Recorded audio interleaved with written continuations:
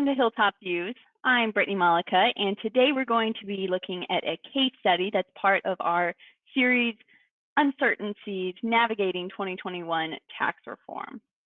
So let's get into it. Our case study today will focus on Susie Smith.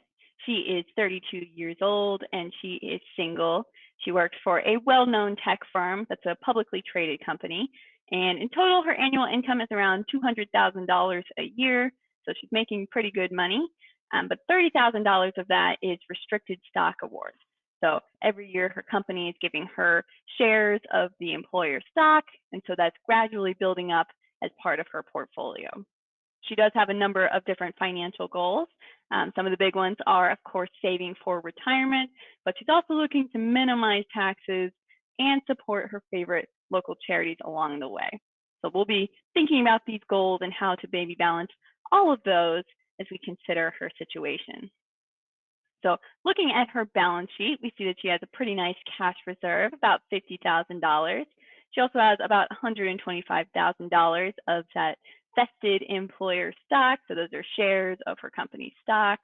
And then she also has money in her 401k. Thinking about her income, though, this is a projection of her federal income taxes over the years. So we can see 2021 on the left there. And as she continues to work, her income taxes continue to climb. But even in 2021, she is already in a pretty high tax bracket. So with earning $200,000 a year, that would put Susie in the 32% marginal tax bracket. And that also means she would be in the 15% capital gains tax bracket. So that means that if she sold any of her employer stock, she would be paying 15% tax gains in that position. So we'll also note that Susie is likely going to take the standard deduction, which is $12,550 for 2021.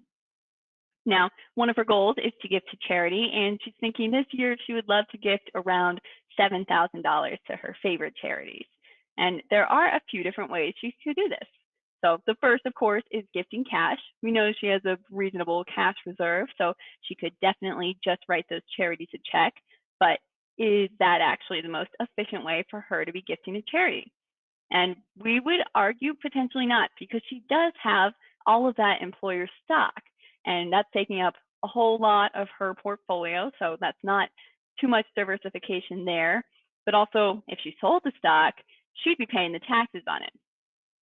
So one thing we would definitely want to consider for Susie is rather than gifting cash to charities, we recommend she gifts shares of her appreciated employer stock. Now, when she does that, she doesn't have to pay any capital gains tax because she's not selling the shares, she's giving them away. And as long as she has held the shares for at least 1 year, then she's able to take a deduction for whatever the dollar amount of the value of those shares are the day that she gifts them. And then the charity can go and sell the stock.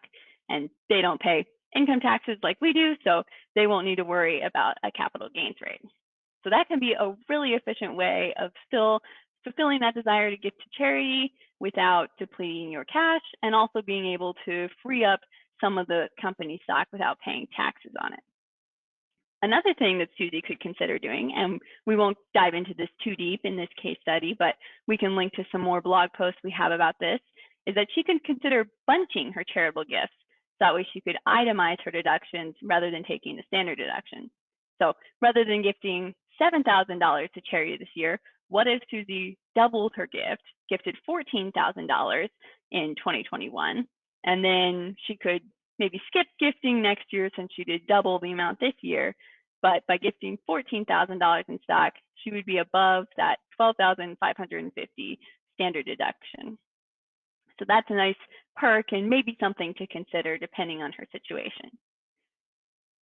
Apart from those items, so if she were to not bunch her gifts, just be taking the standard deduction, one more thing Susie could consider doing for 2021 is gifting at least $300 in cash to charity, because there is a special provision for this year alone that would allow her to take a deduction just for $300 as a single filer. It's $600 for married filing jointly as an above the line deduction. So not a huge benefit, but something small she should remember to do. So All that to say, Susie certainly has some options in front of her, and we would definitely recommend she talk with her advisor. But as the end of the year is drawing close and a lot of charities are looking for end of year giving, we would definitely recommend looking at your assets, thinking about your mix of holdings. And if you have employer stock that is greatly appreciated, it might make sense for you, like it does for Susie, to consider gifting some of that to charity.